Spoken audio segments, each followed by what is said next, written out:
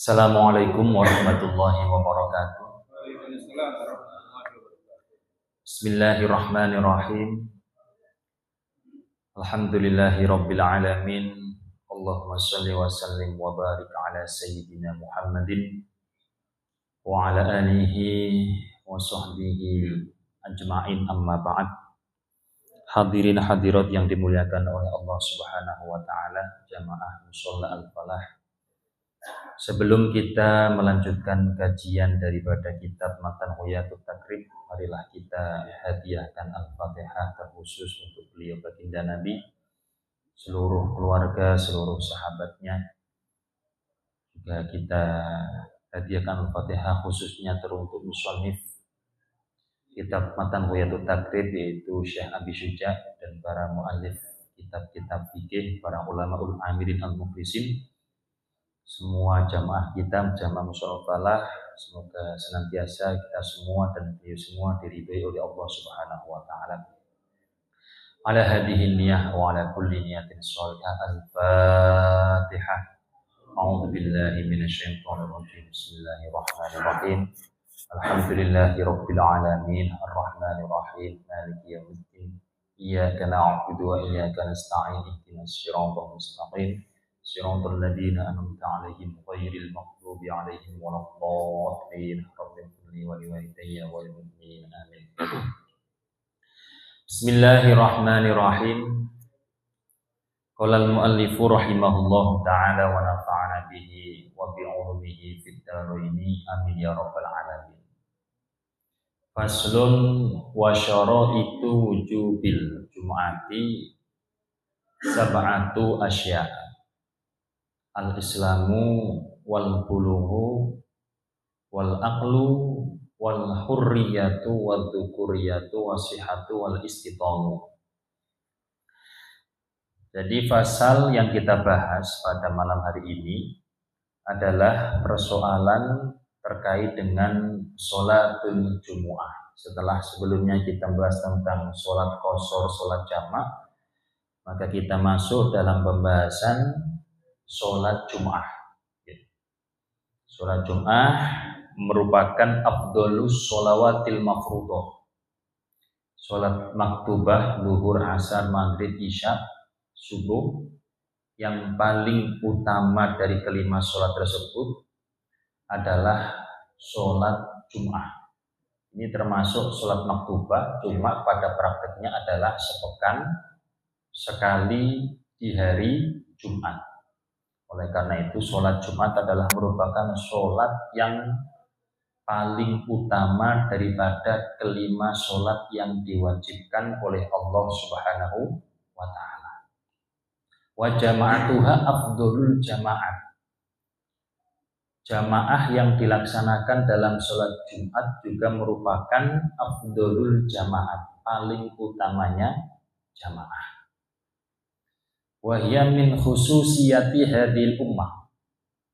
Sholat Jumat yang merupakan syariatnya baginda Nabi Muhammad SAW dengan praktek yang ada, ini merupakan kekhususan, hanya ada teruntuk umat baginda Nabi. Selain umatnya baginda Nabi, tidak ada praktek yang modelnya seperti halnya sholat Jumat yang kita lakukan. Ini merupakan keistimewaan dari Allah Subhanahu wa ta'ala. Wal jumu'atu ilal jumu'ati mukaffiratul lima bainahunna. Jadi Jumat ke Jumat berikutnya itu sholat Jumat yang dilakukan menghapus dosa-dosa yang telah kita lakukan dalam sepekan. Pokoknya banyak sekali fadilah keutamaan sholat Jumat. Meskipun hari raya yang kita tahu akbarnya itu setahun 2 kali, yaitu Idul Fitri sama Idul Adha, tetapi kita terus diberikan hari raya oleh Allah Subhanahu wa ta'ala setiap sepekan sekali, yaitu dengan praktek menjalankan sholat Jumat. Kita kumpul yang lumayan banyak orang untuk mensyiarkan agama mensyiarkan syariatnya Allah Subhanahu wa Ta'ala. Makanya sangat penting sekali untuk melaksanakan sholat Jumat. Jangan sampai kemudian jikalau tidak ada udzur kita menyepelekan atau tidak melaksanakan sholatul Jumat. Sholat Jumat ini kewajibannya ditetapkannya pada waktu Isra Mi'raj berbarengan dengan sholat maktubah. Oleh-oleh baginda Nabi dari Isra Mi'raj yang dilakukan oleh beliau itu adalah sholat 5 waktu, termasuk sholat Jumat. Termasuk sholat Jumat. Jadi pada waktu beliau malam Isra Mi'raj itu, terus kemudian subuh kan beliau sudah kembali. Tetapi subuh belum bisa menjalankannya karena belum diberikan bagaimana tata cara untuk melaksanakan sholatnya. Makanya subuh ini meskipun sudah ada ketetapan kewajiban sholat pada waktu malam harinya sebelum subuh, tetapi subuh belum bisa dijalankan li'adamil ilmi bi kaifiyatiha, karena belum adanya ilmu yang disampaikan bagaimana tata cara sholat. Oleh karena itu pada prakteknya sholat yang dilaksanakan pertama kali setelah Isra Mi'raj adalah sholat zuhur. Barulah di situ dilaksanakan. Makanya bahasanya zuhur. Zuhur itu jelas, tampak secara jelas. Ini sholat Jumat pun sebenarnya sudah menjadi ketetapan, menjadi aturan untuk dilaksanakan. Kalau sholat subuh belum bisa dilaksanakan setelah Isra Mi'raj langsung karena belum tahu tata caranya. Kalau sholat Jumat pada waktu itu belum bisa dilaksanakan dikarenakan pada waktu itu belum mungkin untuk dilaksanakan. Isra Mi'raj itu kan pada waktu baginda Nabi Muhammad SAW masih berada di Mekah. Oleh karena itu, karena berada di Mekah, syiar agama Islam, syiar syariatnya Allah itu belum bisa benar-benar terang-terangan, masih mustakhfin, masih disamarkan, masih samar-samar. Makanya di sini disebutkan walam yusollihan Nabi sallallahu alaihi wasallam di Makkah. Nabi belum melaksanakan sholat Jumu'ah di Mekah pasca Isra Mi'raj li'adami tamakkunihi minha, karena belum memungkinkan untuk dilaksanakan sholat Jum'ah di Mekah. Kenapa? Liqaunil muslimina mustakhfina, karena adanya orang-orang Islam pada waktu itu masih disamarkan, belum benar-benar terang-terangan. Barulah di Madinah benar-benar melaksanakan syiar yang namanya sholatul Jum'ah. Bismillahirrahmanirrahim. Wa syaraitu wujubil jumu'ati sab'atu asya'a. Syarat-syarat diwajibkannya seseorang untuk melaksanakan Jumat itu ada 7. Jikalau orang menetapi dari ketujuh syarat ini, maka wajib baginya untuk melaksanakan Jumatan. Al-Islamu, satu Islam, wal bulughu, dan kedua adalah balik. Balik semua di sini balik semua ya, kecuali adik itu belum balik. Oh, baliknya bolak-balik berkali-kali. Wal aqlu, dan berakal, tidak gila. Wal khurriyatu, dan merdeka. Sekarang sudah tidak ada perbudakan, semuanya sudah statusnya adalah merdeka. Wal dzukuriyatu, dan laki-laki. Kalau perempuan sekalipun sudah tua, ibaratnya sudah nggak laku, itu tidak ada kewajiban untuk ikut Jumatan, cuma boleh gitu aja. Istilahnya boleh. Kalau sudah tua, kiranya orang melihat itu sudah enggak, jangan katakan enggak doyan, enggak ngelirik lah bahasanya gitu, enggak ngelirik, sudah enggak ada terlalu syahwat untuk memandang, boleh baru berangkat Jumatan. Tapi kalau yang muda-muda, nggak harus muda banget. Yang penting di situ kiranya masih menarik perhatian secara umumnya orang, maka jangan berangkat Jumatan. Jumatan. Berat, biarkanlah laki-laki saja, karena bisa menimbulkan fitnah. Jadi ibu yang wajib Jumatan itu adalah laki, makanya ibunya sedikitin yang datang. Karena hujan, karena memang pembahasannya sholat Jumat. Wasihatu dan sehat. Jadi ancaman orang yang tidak Jumatan itu kan berat. Kaidahnya, rumusnya, ilmu aturannya Allah itu di saat ada ancaman yang berat, maka juga ada keringanan yang mudah untuk menghindar dari ancaman tersebut. Sholat Jumat 3 kali berturut-turut tidak dilaksanakan, ancamannya berat. Tetapi ternyata undurnya itu juga ringan. Undurnya itu juga ringan. Umpama ada undur tersebut, maka dia tidak termasuk orang yang mendapatkan ancaman. Pusing umpama, tiba-tiba pusing, berangkat sana keliengan. Untuk berangkat ke Jumatan keliengan, nggak bisa fokus, maka itu termasuk undur yang memperbolehkan dia tidak Jumatan, beralih kepada sholat dulu. Jadi setiap perkara yang di situ benar-benar menggebu untuk dilaksanakan sehingga ada ancaman besar ketika ditinggalkan, itu undurnya itu juga ringan, sehingga bisa menggugurkan dari kewajiban yang harus dilakukan. Wal istitonu dan istiton. Ada istilah istiton, ada istilah iqomah. Orangnya namanya mustautin, kalau iqomah namanya mukim. Ini perlu dipahami. Kalau kita sudah belajar apa itu namanya fikih, apa itu mustautin, apa itu mukim. Kalau mustautin itu adalah warga tetap, itu mustautin.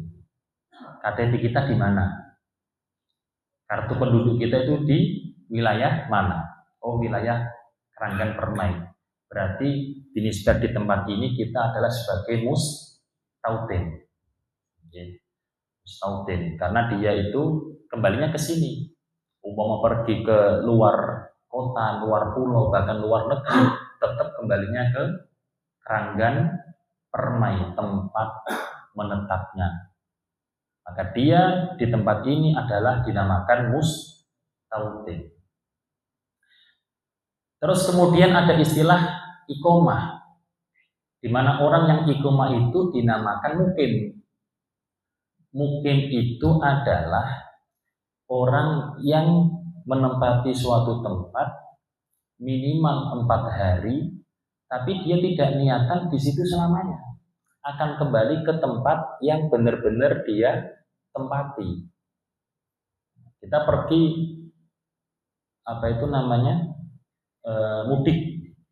mudik kan sampai sepekan, sampai dua pekan. Niatan kita 4 hari di kampung, maka kita dinamakan seorang mukim. Di rumah ada Jumatan, maka kita wajib ikut Jumatan. Tapi istiton di sini adalah maksudnya adalah iqomah. Tidak harus sampai predikat tetap. Karena orang yang wajib Jumatan itu tidak hanya warga setempat. Tidak hanya warga setempat. Andaikan ada orang yang di situ sudah niatan mau minimal 4 hari di wilayah itu, atau sudah lewat 4 hari dia berada di situ, maka wajib baginya untuk ikut Jumatan. Kecuali musafir. Mukobalahnya, perbandingannya adalah dengan musafir. Orang dari kampung silaturahim ke Keranggan Permai, ke PTN, cuma 1 hari 2 hari ketepatan hari Jumat, maka bagi orang ini tidak wajib ikut sholat Jumat, boleh di rumah untuk melaksanakan sholat dulu. Umpama ikut Jumatan tambah bagus, tapi tidak wajib baginya untuk ikut sholat Jumat ketika praktiknya adalah musafir. Jadi paham nggih?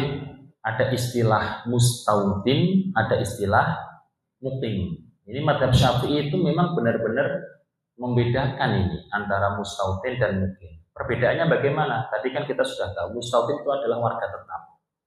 Kalau mukim adalah seseorang yang berada di suatu tempat minimal 4 hari atau mulai dari awal dia punya niatan untuk bertempat di situ selama 4 hari, dia hanya sementara aja. Nanti mau kembali ke tempat asal itu mukim. Kalau mustautin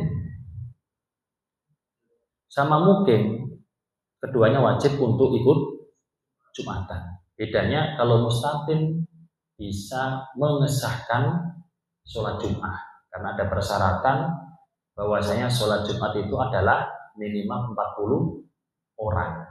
Mustautin ini bisa mengesahkan sholat Jumat termasuk golongan 40 orang. Kalau mukim nggak bisa. Kalau mukim nggak bisa. Ada kantor umpama ada orang ada suatu wilayah, ternyata di situ prakteknya adalah yang warga tetap 39, yang mukim ada 1, berarti 40 ini gabungan daripada warga tetap sama orang yang sedang di situ atau mukim. Maka menurut pendapat yang mengharuskan 40 orang ini tidak sah. Karena mungkin ini tidak bisa mengabsahkan Jumat. Ini madzhab Syafi'i. Tapi apakah harus 40 orang nanti setelah pesan-pesan berikut ini? Nanti saja. Oke. Yang penting kita paham dulu antara mustautin sama mukim. Yang muqabalahnya adalah musafir. Sekali lagi, yang mempunyai kewajiban sholat Jumat adalah Islam, baligh, berakal, merdeka. Merdeka sudah nggak usah dibingungkan, sekarang semua orang merdeka. Budak nggak wajib, jangan anggap pembantu itu budak, jangan anggap karyawan itu budak. Enggak, budak itu tidak seperti karyawan, tidak seperti pembantu, tidak. Budak itu zaman dulu itu budak seperti syabihun bil hayawan, mirip dengan hewan, boleh diperjualbelikan, boleh diwakafkan dan lain sebagainya. Itu sudah sejak zaman jahiliyah, sebelum Rasulullah membawa Islam sudah ada. Bukan bahwa budak itu yang membawa itu Islam, justru Islam dengan aturannya itu menghapus perbudakan step by step dengan strategi keislaman.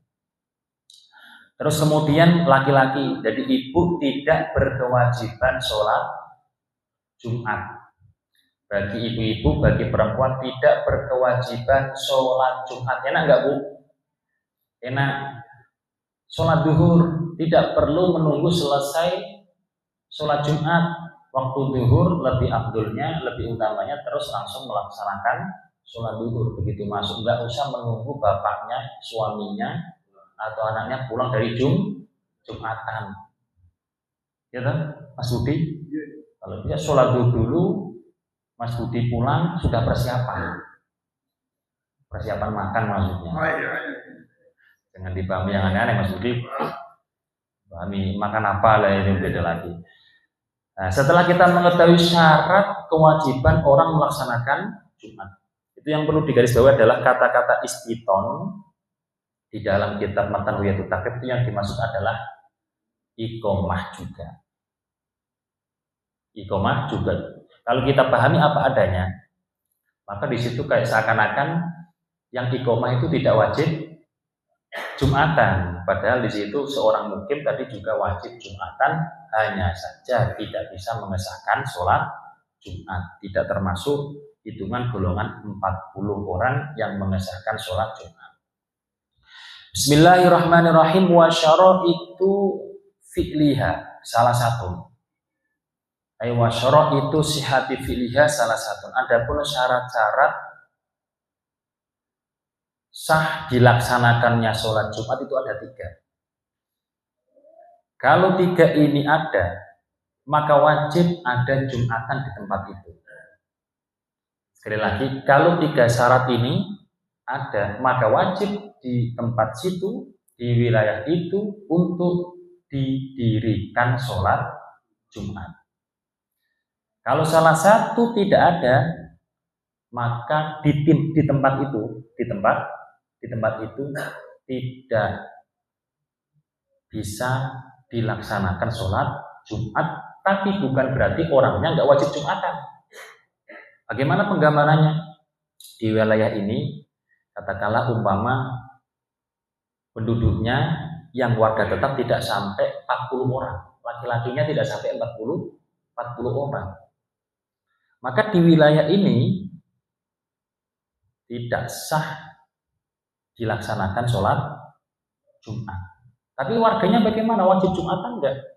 Kalau mendengar dari desa sebelah, kampung sebelah adzan Jumat, maka dia wajib untuk mengikuti Jumatan di kampung sebelah. Jadi di tempat situ tidak sah dilaksanakan sholat Jumat karena tidak memenuhi syarat. Pun demikian warganya bukan berarti kemudian dia wajib Jumatan. Bisa saja wajib Jumatan di kampung sebelah karena mendengarkan adzan Jumat. Jadi yang pertama adalah antakuna al-baladu misron au qaryatan. Wilayahnya itu bentuknya adalah kota. Misron itu adalah kota lengkap. Di situ lengkap, ada polisinya, terus kemudian ada pasarnya, ada KUA-nya, lengkap. Au qaryatan, atau bentuknya adalah desa-desa kurang daripada kelengkapan yang ada di kota. Bahasanya itu daerahnya, wilayahnya itu batasnya adalah bisa saja itu merupakan kota atau bisa saja merupakan desa. Ini kadang kalau kita pahami atau belum memahami secara luas terkait ibarat ini akan bingung. Dan sebenarnya batasannya itu adalah kota apa desa. Apalagi di Indonesia ini ada istilah kabupaten, kecamatan, kemudian desa, kampung, nanti gang, kan gitu. Sebenarnya yang menjadi ketentuan itu apakah satu kampung satu Jumatan, kemudian satu desa satu Jumatan, apa satu kecamatan satu Jumatan. Nah, ini menjadi persoalan tersendiri. Oleh karena itu para ulama ternyata ada kata-kata misron, ada kata-kata qaryatan. Kalau daerah sini padat, coba kalau daerah luar Jawa, kadang di situ istilahnya belum ada pecah-pecahan desa. Katanya dulu di sini katanya cuma Pondok Gede. Adapun ada istilah jati itu setelah ada perluasan atau pemisahan wilayah. Nah, ini juga pengaruh. Terus kemudian timbul ibarat kata-kata satu kota itu satu Jumatan, satu desa satu Jumatan. Seperti dulu sejarahnya kan nggak mungkin kan langsung ada banyak masjid, kan? Mesti di situ masjidnya paling cuma satu, di mana yang jauh-jauh ikut ke situ. Nah, oleh karena itu para ulama itu seperti ini. Dalam urusan satu wilayah satu Jumatan itu sekiranya pada waktu atau pada di wilayah tersebut ketika sudah menjadi nama tersendiri, sudah menjadi nama wilayah tersendiri, maka di situ wajib adanya Jumatan. Kecamatan asalnya jadi satu kecamatan, belum ada istilah desa. Ternyata kemudian ada pemisahan wilayah namanya desa. Artinya satu desa harus ada satu Jumatan, satu desa harus ada satu Jumatan. Ternyata kemudian berkembang lagi setelah ada desa, kemudian ada kampung atau dusun. Maka setiap kampung atau setiap dusun harus ada satu Jumatan, bentuk syiar Jumatan, syiar syariatnya Allah Subhanahu wa Ta'ala. Jadi seperti itu. Jadi kita tidak mempermasalahkan ketika kemudian satu kampung satu masjid, satu kampung satu masjid, satu kampung satu masjid. Selain itu juga ada persoalan yang menyatakan bahwa tidak boleh satu wilayah itu lebih dari satu pelaksanaan sholat Jumat. Pernah dengar seperti itu enggak? Itu istilahnya adalah ta'adudul Jumat. Ta'adudul Jumat. Jumat lebih dari satu 2, 3 bahkan lebih dalam satu wilayah yang sebenarnya harusnya satu. Sebenarnya harusnya satu. Ini seperti yang kita dapati, kita lihat di kawasan PTN ini, berapa masjid? 7 masjid. Dari masing-masing masjid apakah ditentukan dengan gang-gang tertentu? Kampung tertentu, oh kampung ini masjidnya contoh Al-Muhajirin, oh kampung ini masjidnya adalah Al-Barokah. Seperti itu enggak? Sejarahnya. Gimana, Ustaz? Jalannya aja yang misahin. Jadi sejarahnya gimana? Kok kemudian ada masjid 7? Apakah itu kemudian ada, mohon maaf, orang yang semangat untuk berwakaf? Wah, wakaf ini masjid, ini masjid, ini masjid, ini masjid. Makanya wakaf itu juga harus hati-hati. Oh, pasurnya banyak.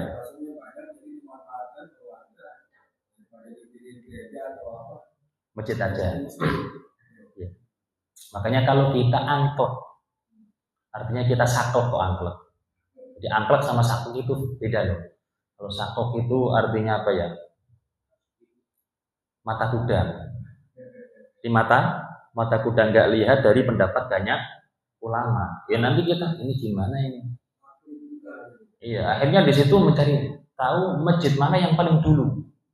Gitu. Akhirnya mencari masjid mana yang paling dulu dibangun, dilaksanakan ibadah di situ. Mencari masjid yang paling tua.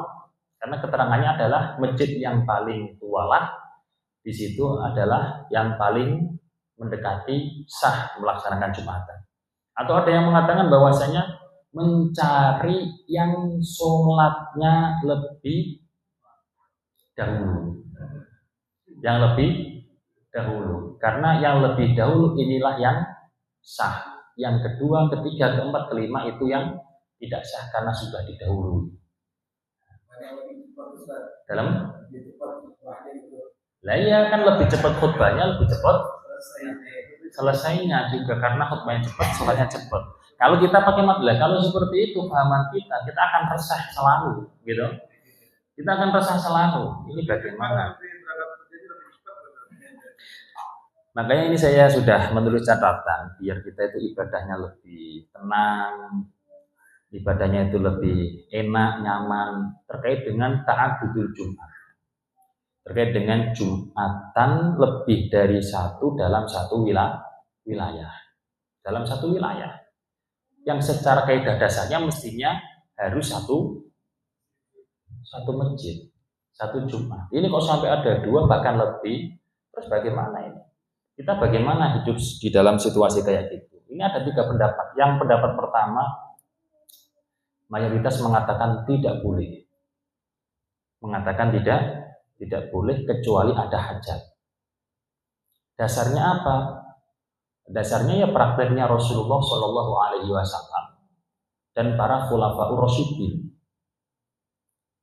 Zamannya Rasulullah beserta juga zamannya para khulafaur rasyidin, mulai dari beliau Sayyidina Abu Bakar, Umar, Utsman, Ali, itu tidak pernah namanya satu wilayah itu terjadi lebih dari satu Jumatan dalam satu wilayah, dalam satu tempat. Bahasanya kan shollu kama ra'aitumuni usolli. Bahkan di situ kita dalam kitabnya tidak ada dilaksanakan sholat Jumat dalam satu tempat kecuali hanya satu Jumatan. Kecuali ada hajat, 3 yang memperbolehkan.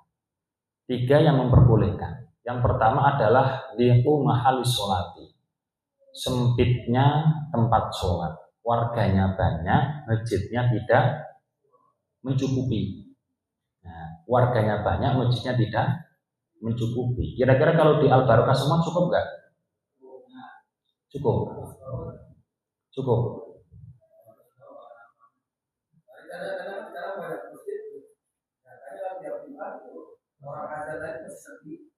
Sekarang itu ya.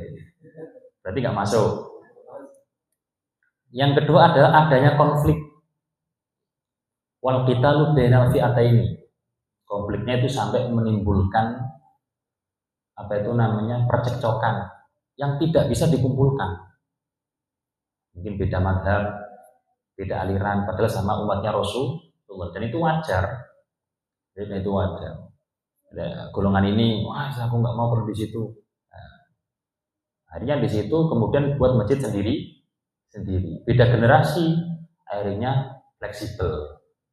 Terus gimana? Sudah terlanjur, akhirnya ya udah terlanjur, lanjutkan aja Jumatannya. Kan gitu. Kemudian yang ketiga adalah jauhnya jarak. Jadi kampungnya atau desanya itu memang luas. Sekiranya gimana? Lau kharaja minhu ba'dal fajri lam yudrikha. Ketika orang itu keluar dari rumahnya setelah subuh, mau menuju ke masjid, Jumatan sudah selesai. Ini jalan kaki. Kira-kira iya apa enggak? Dari pojok BTN sampai masjidnya pojok sono, jalan kaki setelah subuh sampai enggak? Sampai. Maka kalau pakai pendapat yang pertama ini nggak masuk. Kalau pakai pendapat yang pertama ini nggak masuk. Kemudian yang kedua adalah versinya Syekh Wahab Asy'arani, Syekh Abdul Wahab Asy'arani. Beliau menyatakan boleh dengan syarat tidak menimbulkan fitnah. Boleh dengan syarat tidak menimbulkan fitnah. Menimbulkan fitnah itu masjid itu kan untuk syiar agamanya Allah. Berarti semakin syiar nanti kajian semakin banyak bisa gantian. Tidak malah menimbulkan fitnah. Fitnah itu artinya apa? Malah menimbulkan percekcokan, permusuhan. Nah, terus kemudian dikomentari tuh. Kalau memang di situ boleh, katanya shollu kama ra'aitumuni usolli. Wong zaman Rasulullah itu tidak seperti itu kok. Satu wilayah ya satu Jumatan, nggak bisa kemudian 2 Jumatan. Nah, ini ada pembelaan dari beliau. Nah, kalau zaman dulu itu satu tempat kok sampai 2 Jumatan, ini sangat rentan dikhawatirkan adanya fitnah. Karena di situ masa-masa benar-benar masa-masa ekspansi lah. Masa-masa di situ fathu lah.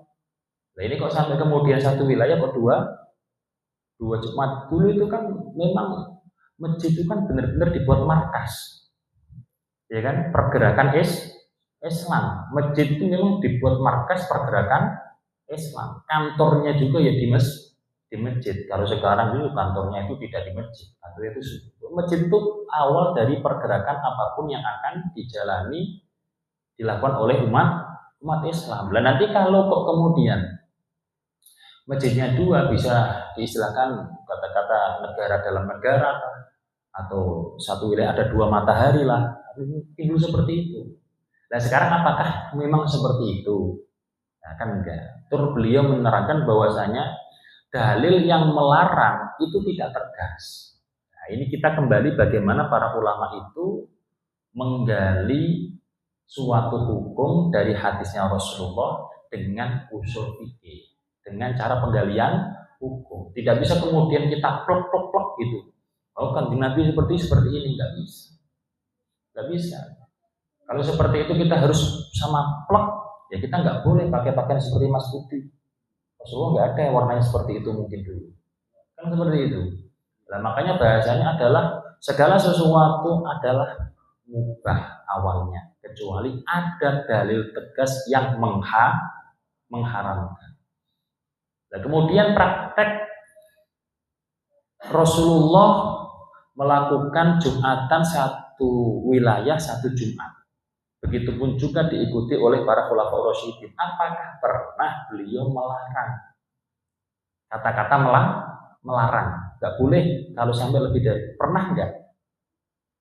Nah itu yang dipakai dalil oleh Syekh Abdul Wahab Asy'arani. Makanya di situ kalau dulu hilafnya dikhawatirkan timbul fitnah. Toh demikian nggak ada dalil yang melarang secara tegas. Itu Syekh Abdul Wahab. Boleh selama tidak menimbulkan fitnah. Contohnya menimbulkan fitnah itu apa? Ceritanya masjid di Roh. Ceritanya masjid di Rasulullah, ada masjid yang dibangun oleh Rasulullah, kemudian ada masjid saingan, malah dihancurkan oleh Rasulullah Shallallahu Alaihi Wasallam. Yang ketiga adalah menurut Syekh Ismail Zain, diperbolehkan zaman sekarang, nggak ada fitnah-fitnah, diperbolehkan asal tidak kurang dari 40 orang ahli Jumat. Asalkan tidak kurang dari 40 orang. Makanya kalau nggak salah Kemenak itu ketika ada orang kemudian atau ada warga yang mau membangun masjid, itu minta tanda tangan dari warga setempat. Berapa ya? 80 kakak atau 80 laki-laki gitu. Ada persyaratan seperti itu. Jadi boleh selama minimal yang di situ warga setempat situ atau yang melakukan Jumatan di situ adalah 40 orang.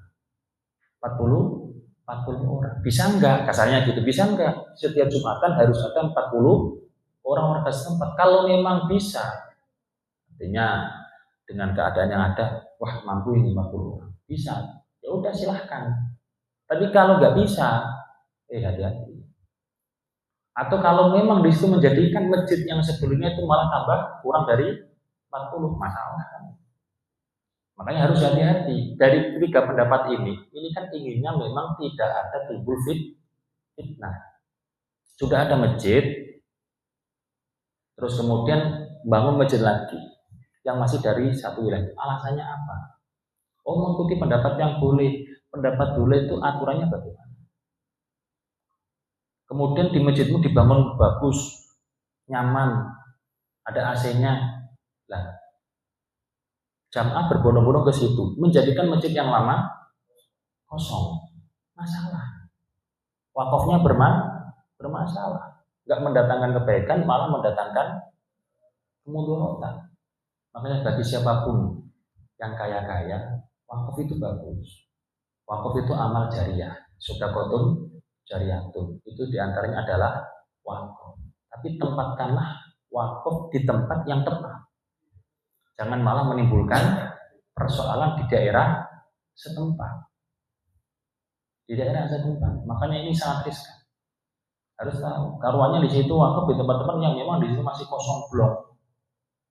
Tidak tidak di tempat-tempat yang memang sudah terkondisikan dengan baik. Itu harus hati-hati, betul, sangat harus hati-hati. Jangan kemudian asal wakaf di tempat yang memang malah menimbulkan suasana rancu. Kasihan pewakafnya itu sendiri. Apalagi kemudian yang mengurus itu nggak begitu punya ilmunya, malah tambah kacau urusannya. Menggebu-gebu untuk meramaikan ini, menjadikan masjid yang lama sepi. Kalau sepinya biasa nggak masalah, artinya sepinya berkurang. Tapi kalau sampai kemudian kemudian jamaahnya kurang dari 40 ini masalah. Berarti sudah jelas menimbulkan fitnah. Oh, saking alimnya umpama lu kan boleh Jumatan itu kurang dari 40 boleh. Tapi itu pendapatnya siapa? Ya memang boleh. Tapi itu kan sebagai solusi. Kalau kita belum melakukan itu, ngapain kita kemudian memberikan suatu solusi yang belum terjadi? Kalau bisa kan nggak terjadi. Oleh karena itu kita harus hati-hati. Kasihan. Orang wakaf itu kan kadang nggak tahu. Orang wakaf itu kadang nggak tahu. Intinya ada wasiat, ada pesan untuk supaya tetap mendapatkan jariah amal dari orang yang hidup. Yang dibahas ini nggak tahu caranya juga, nggak tahu wilayahnya juga, so itu ada tidak lihat sekitarnya bagaimana. Harus hati-hati, walhasil harus hati-hati. Bukan kok terus kemudian menghalang-halangi orang wakaf, tapi tempatkanlah wakaf di tempat yang tepat. Wa ayyakuna al-'adatu arba'ina min ahli Jum'ati.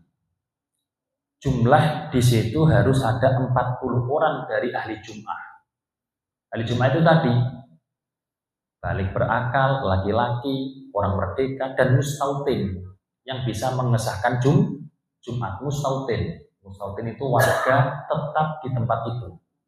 Warga tetap di tempat itu harus minimal ada 40 yang datang untuk melaksanakan sholat Jumat.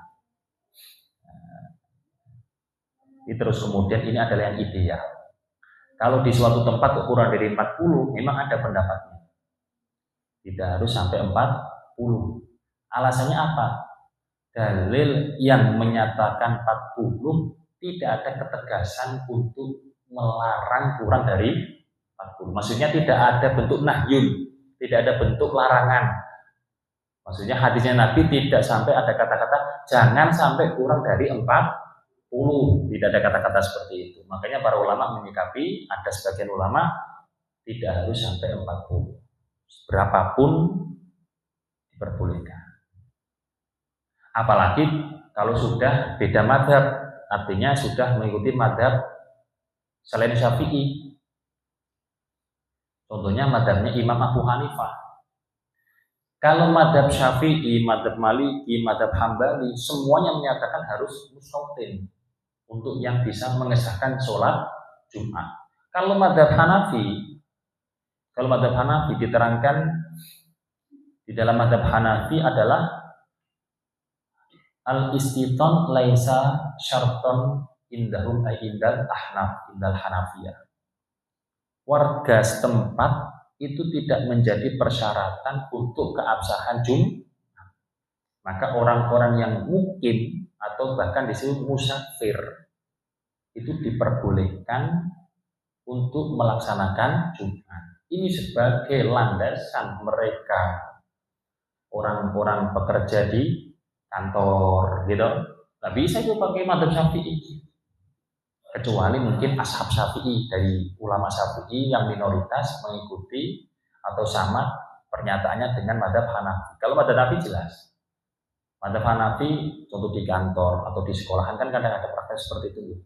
Jaga kantornya Jumatan enggak? Jumatan. Pakai mazhab mana? Oh ikut-ikutan ya. Lah, ini ilmunya maksudnya bacakan. Ilmunya mazhab Hanafi. Maksudnya ada ulama yang memperbolehkan. Harus didasari dengan ilmu dong. Ya nggak apa-apa fatwanya MUI gitu. Tapi kan kalau kita sudah ngaji, oh itu ternyata galian hukum dari mazhab Hanafi bahwa tidak ada persyaratan istiqomah. Nah, kalau masalah pendapat sih banyak, tapi cuma kita itu kan inginnya kalau bisa itu kan mengamalkan yang paling utama, yang ulama itu semuanya mengatakan sah gitu loh. Ya contohnya apa? Contohnya adalah kita Jumatan di suatu tempat, terus kemudian memang di situ secara persyaratan itu memenuhi semua, baik mazhab manapun itu mengatakan sah. Tidak perlu mencari pendapat-pendapat yang lain. Kalau bisa, tetapi kadang karena keadaan, misal seperti Pak Jaka kemudian keluar dari kantornya mencari masjid yang kan ya kesulitan. Terus kemudian kita lari bahwa ad-din yusr, akan itu mudah bagi orang yang memahaminya. Tetapi jangan gegampang, jangan meremehkan hukum di dalam agama itu sendiri. Selanjutnya adalah wa ayyakun al-waktu bagian. Waktunya itu masih, yakni waktu zuhur. Tidak ada yang namanya Jumatan dilakukan setelah waktu zuhur, atau tidak ada yang namanya qadha sholat Jumat, enggak ada. Jadi enggak ada istilah qadha sholat Jumat. Kalau sudah lewat berarti praktiknya ya sholat zuhur. Oleh karena itu fa in kharajal waqtu aw atimat syurut sulyat zuhur. Ketika di situ waktu sudah keluar, sudah selesai, atau syarat dari 3 tadi tidak terpenuhi, maka dilaksanakanlah yang namanya sholat zuhur. Tidak dilaksanakan sholat Jumat. Wa faraiduha, adapun fardu-fardunya Jumat, salah satu itu ada 3. Khutbatani, yang pertama dan yang kedua adalah 2 khutbah yaqumu fihima wa yadrisu bainahuma. 2 khutbah yang dilaksanakan dalam keadaan berdiri. Dilaksanakan dalam keadaan berdiri. Jikalau mampu, kalau tidak mampu ya duduk. Tetapi selama masih ada yang mampu berdiri, sebaiknya yang menjadi khotib adalah yang berdiri. Kecuali yang mampu berdiri nggak begitu tahu ilmunya. Yang tahu ilmunya itu adalah yang duduk karena suatu perkara, suatu hal. Wajlisu bainahuma, dan duduk di antara 2 sujud, dan duduk di antara 2 sujud, di antara 2 khutbah. biqadri tumakninah, biqadri subhanallah, tetapi sunnahnya biqadri suratil ikhlas, dengan kadar membaca surat ikhlas. Sunnah membaca surat ikhlas di antara dua khutbah atau membaca apapun bacaannya, dan juga termasuk adalah doa yang mustajab adalah doa di antara dua khutbah itu sendiri. Kalau biasanya ini kadang bacaannya apa? Sholawat gitu. Sholawat juga termasuk doa untuk beliau baginda Nabi Muhammad Sallallahu Alaihi Wasallam. Ini khutbah urusannya Ustaz Bahwani. Jadi kalau masalah di situ adzan 2 kali, adzan 1 kali, itu nggak perlu kita permasalahkan. Sangat tidak perlu kita permasalahkan. Saya mengatakan adzan 1 kali, karena praktek di zaman Rasulullah itu adzannya cuma 1, yaitu adzan masuk waktu zuhur, kalian itu Jumatan. Terus kemudian adzan yang 2 kali, adzan yang dua kali. Ada yang 2 kali itu juga sudah dipraktekkan oleh Sayyidina Utsman. Orang Islam semakin banyak, kalau nggak terus kemudian langsung sholat Jumatan, nanti ada yang ketinggalan, kasihan. Makanya adanya dua kali.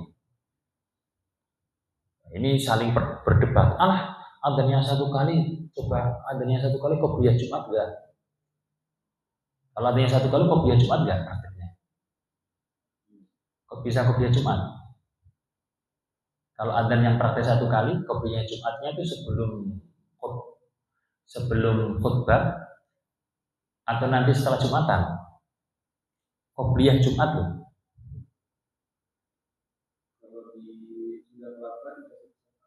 Kalau di Muhajirin kasih kesempatan nggak? Pahamnya kok enggak nih. Enggak ada waktu untuk qobliyah sebelum yang saya pahami itu silakan khotib untuk terus adzan langsung mulai kan. Juga masalah karena qobliyah itu tidak harus sebelum sholat, bisa dilaksanakan setelah sholat, itu no problem. Saya nggak mempermasalahkan. Artinya 1 ataupun 2 itu sama-sama diperbolehkan. Bahkan katakanlah orang yang di situ mengikuti aliran yang mengatakan 2, aliran kita itu apa itu namanya, identitasnya itu 2. Kalau nggak 2 ya bukan kita itu. Di kitabnya itu ya itu juga termasuk yang saya pahami. Di kitabnya itu bahwasanya kalau memang tidak butuh 2, lebih baik 1. Fathul Mu'in dibuka. Itu nadanya Fathul Mu'in. Bukan hanya Fathul Mu'in, semua kitabnya yang mengikuti atau 2 itu sebagai identitas. Jadi jangan katakan 2 itu sebagai identitas. Kalau 2 itu sebagai identitas, berarti nggak paham ilmunya ulamanya sendiri. Karena di kitab-kitab Turot yang ada itu bahwa 2 itu juga dibutuhkan. 2 itu jika dibutuhkan. Seperti zamannya Sayyidina Utsman bin Affan itu memang dibutuhkan 2. Karena ketika 1, ini orang-orang yang mau Jumatan itu belum datang semua, saking banyaknya. Ya seperti di daerah kita lah, kalau baru adzan pertama itu baru berapa orang. Kalau sudah adzan pertama, kemudian baru berbondong-bondong datang, makanya diperlukan adzan kedua. Dan sudah terlanjur seperti itu, ya teruskan aja, nggak masalah mengikuti pendapatnya atau mengikuti eranya Sayyidina Utsman. Kalau dibutuhkan, kalau nggak dibutuhkan atau awal dari adanya masjid tersebut kemudian memungkinkan seperti di kantor atau dimanapun tempatnya itu, kan lebih cepat lebih baik 1, dan 1 itu ikut zamannya Rasulullah. Mengikuti yang plek dengan Rasulullah itu lebih baik, lebih utama. Oleh karena itu 1, 2 tidak perlu dipermasalahkan dan tidak perlu dirubah-rubah menurut saya. Kalau di masjid itu kebiasaannya kok 1, jangan dirubah menjadi 2. Kalau di masjid itu kok sudah terlanjur 2, jangan dirubah menjadi 1. Karena sudah kebiasaannya seperti itu. Biar orang itu belajar, kok ini 2 itu sejarahnya bagaimana, kok ini 1 itu sejarahnya bagaimana. Yang perlu dirubah itu adalah ketika Jumatan cuma 1 rakaat. itu perlu dipermasalahkan. Kalau permasalahan yang enggak terlalu inti dalam permasalahan hukum itu enggak perlu dipermasalahkan. Jadi kita tenang gitu loh. Khotib juga tenang kan Ustaz? Mau di masjid yang satu apa itu namanya azan juga sudah paham ilmunya, mau suatu saat disuruh Jumatan di kantornya Pak Jaka itu kan nggak mustahil, sudah tahu ilmunya. Ya, saya juga nggak mempermasalahkan. Kadang ada yang cerita setelah khutbah apa itu namanya iadah, mengulangi sholat dengan sholat zuhur. Wah, saya Ustaz, tahu-tahu ternyata orang kantoran semua. Wah, ya saya mengulangi dengan sholat zuhur. Ya saya nggak kemudian menyalahkan, itu menurut kamu. Tapi bagi saya, kok kamu iadah sholat zuhur? Jadi kamu meyakini bahwa sholatmu itu nggak sah. Kamu jadi imam. Loh, imam kalau nggak sah makmumnya gimana? Kan gitu kan dia. Imam nggak sah makmumnya, kan mestinya dia mempunyai contoh. Untuk umpama saya khotib. Biasanya kan khotib sekaligus imam. Kalau di muadzinin biasanya imamnya sendiri. Tapi biasanya khotib itu sekaligus imam. Meskipun suaranya meledek semuanya ya imam, alhamdulillah. Sudah terlanjur. Nah, terus kemudian kita tahu kekeh sakok dengan tadi mata kuda. Akhirnya di situ, waduh ternyata orang-orang pendatang semua yang sholat ini, maksudnya orang-orang musafir. Akhirnya iadah. Lah iadah kan berarti dia tidak mantap dengan sholatnya, sementara posisinya menjadi imam. Lah makmumnya gimana ini nasibnya ini? Gitu.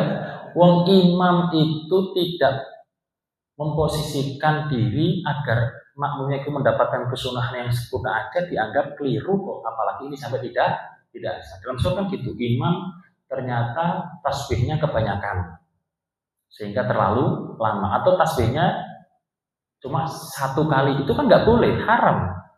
Menjadikan terlalu cepat sehingga makmum tidak mendapatkan kesempatan untuk yang sempurna minimal 3.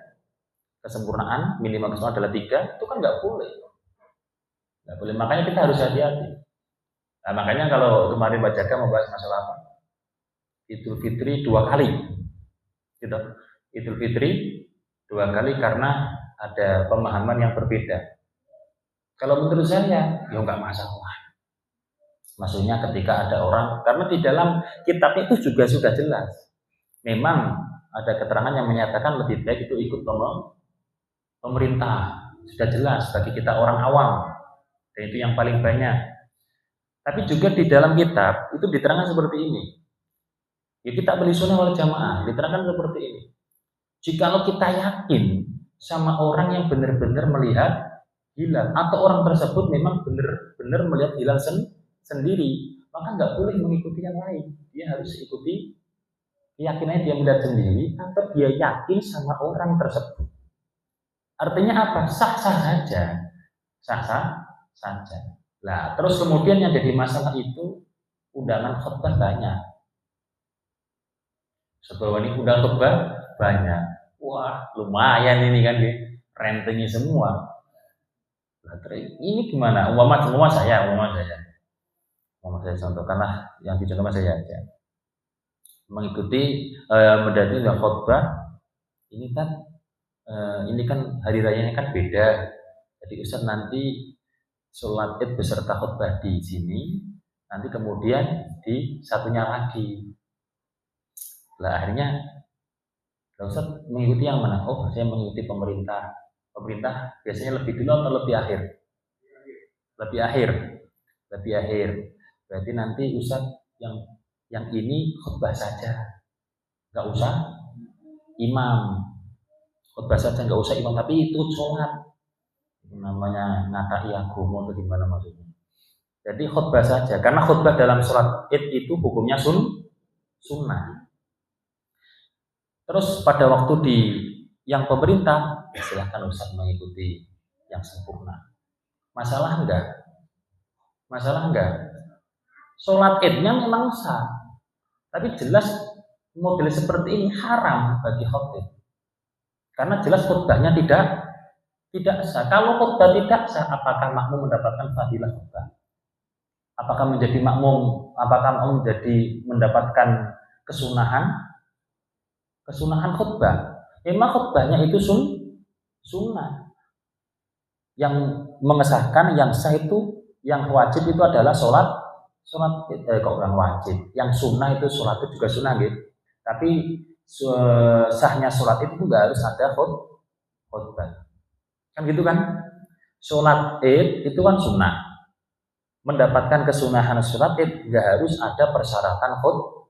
Beda kalau Jumatan. Jumatan itu bisa sah jikalau memang ada khutbah. Kalau sholat id itu sah, tidak harus ada khutbah. Khutbah itu kesunahan yang lain. Lah kemudian saya praktek seperti itu.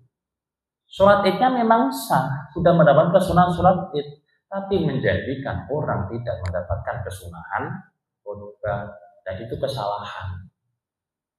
Dan itu kesalahan. Ya, artinya kita harus hati-hati. Kalau mengikuti seperti itu ya monggo-monggo, cuma saya kalau menurut pemahaman saya seperti itu, bukan menyalahkan. Ya kalau bahasanya seperti itu. Kalau bahasa kasarnya serak amat sih kan itu. Bismillahirrahmanirrahim. Wa antu sholat rakaataini fi jama'atin, dan yang ketiga adalah sholat Jumat dilaksanakan 2 rakaat secara berjamaah. Wahai antuha wallahu alam bishawab. Mungkin ada pertanyaan? Ya silakan. Assalamualaikum warahmatullahi wabarakatuh. Waalaikumsalam. Yang mau ditanyakan terkait azan 2 kali pada saat di zaman Khalifah Utsman bin Affan itu kan 2 kali azan. Itu apa perlakuannya sama seperti yang di Indonesia, sudah masuk azan baru azan, atau sebelum waktu masuk zuhur dilakukan azannya? Assalamualaikum warahmatullahi wabarakatuh. Waalaikumsalam warahmatullahi wabarakatuh. Jadi praktek di zamannya Sayyidina Utsman, apakah Sayyidina Utsman itu tidak melakukan bid'ah? Kan gitu kan, juga awal sudah pesan Rasulullah, ma'ana alihi wa ashabi, apa-apa yang dariku dan apa-apa yang dipraktekkan sahabatku itu bisa menjadi aturan yang kalian amalkan. Makanya zaman Sayyidina Abu Bakar apa itu namanya,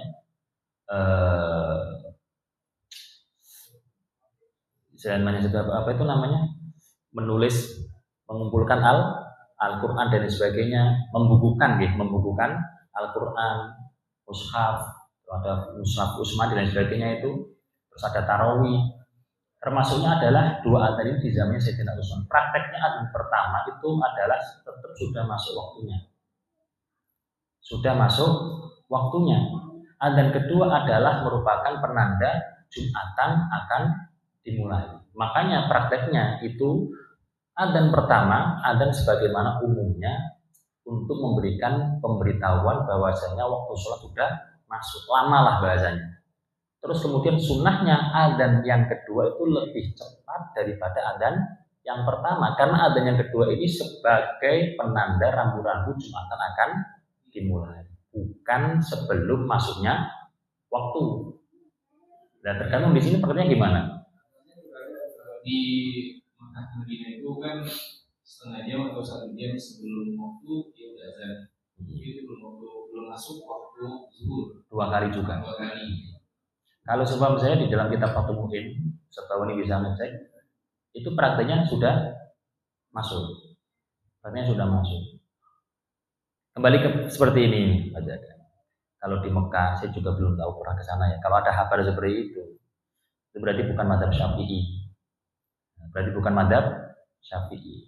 Kalau mazhab Syafi'i, prakteknya adalah tetap sudah masuknya waktu.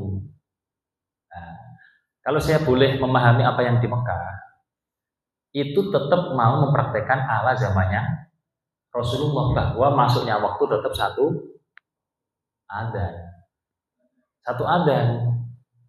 Terus kemudian supaya tetap satu adzan, sebelum masuk waktu dia Adzan ini bukan atas nama adzan 2 kali untuk pelaksanaan Jumat, adzan untuk aba-aba mau masuknya waktu sholat Jumat. Pemberitahuan seperti itu.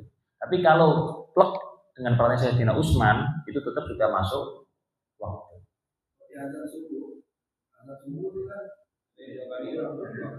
Iya. Nah, kalau kita sudah bicara ke situ, kalau adzan subuh yang adzanani waktu subuh dan sebelum masuknya waktu subuh itu kan jelas di zamannya Rasulullah. Bisa saja yang kemudian mengatakan atau mempraktekkan sebelum masuknya waktu duhur itu dikiaskan ya, disamakan dengan persoalan adzan subuh. Nah, kan kalau kita paham seperti kan indah, ya kan, kalau kita bahas seperti ini kan indah. Oh, nah itu kok katanya ini orang di situ benar-benar ingin mengamalkan ala Rasulullah. Ala Rasulullahnya seperti itu pemahamannya. Jumat tetap satu adanya. Kenapa ada adzan sebelumnya? Disamakan dengan adzan subuh. Bingung. Gimana?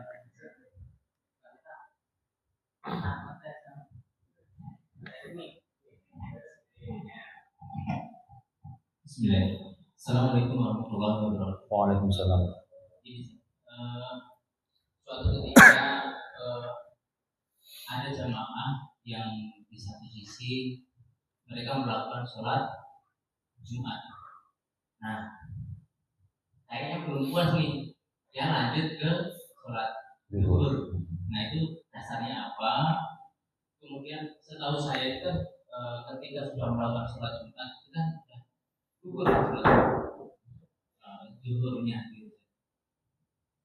Begitu. Assalamualaikum warahmatullahi wabarakatuh. Waalaikumsalam warahmatullahi wabarakatuh. Terima kasih. Itu merupakan praktek yang banyak kita temui di daerah kita. Gitu. Di daerah kita banyak. Terus pokoknya di wilayah-wilayah sini saya ngajar di mahasiswa di masjid-masjid yang sekitar situ juga banyak praktek di mana sudah melaksanakan sholat Jumat terus kemudian melaksanakan sholat duhur. Saya juga kata ini maksudnya gimana? Kan gitu. Nah, kembali kepada gini Pak. Kalau kita memahami banyak pendapat, otomatis kita tenang. Artinya wis ada gitu. Jadi orang yang melaksanakan ibadah sholat duhur itu adalah bentuk ikhtiar, kehati-hatian mereka. Bentuk kehati-hatian mereka. Contoh di masjid itu jangan-jangan kurang 40, bisa saja. Contoh di situ ini khutbah umpama.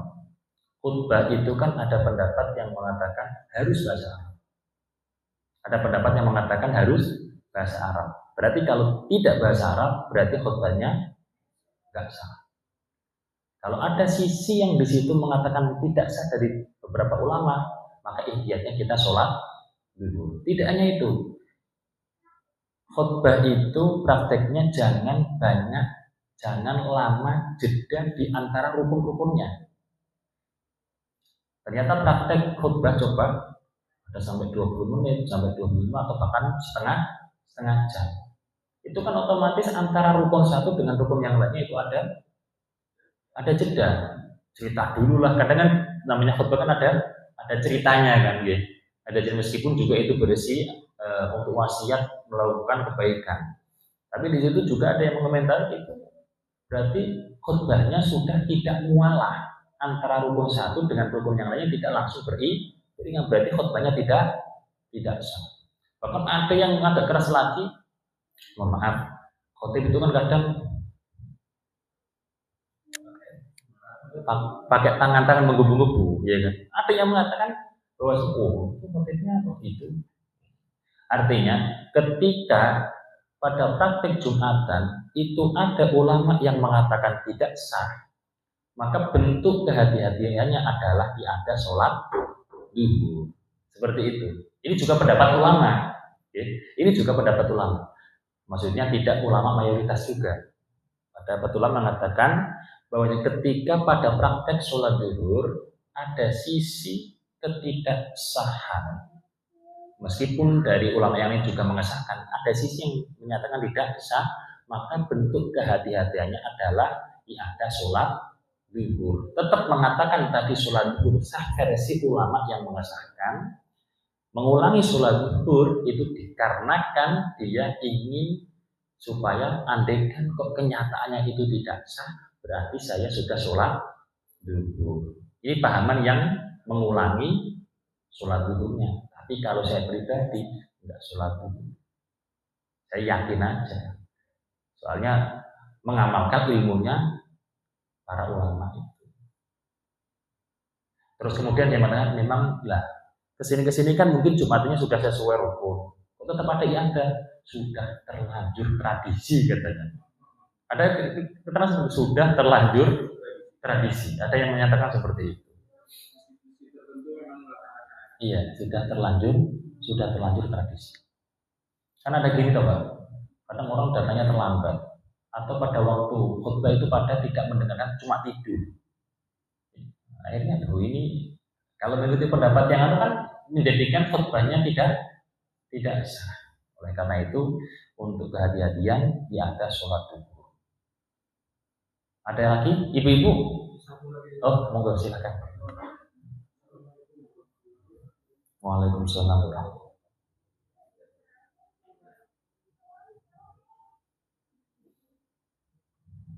Jadi masih terkait dengan ini Ustaz, sholat Jumat. Jadi kalau kita ya pas keluar kota tapi bukan musafir ya. Jadi gini Pak Ustaz, kita keluar kota, nah kita kan pas Jumat nih, saya juga paham sendiri. Nah pas waktu Jumat kita nyari masjid ya, kita nggak tahu nih ada di mana lokasi masjid kan.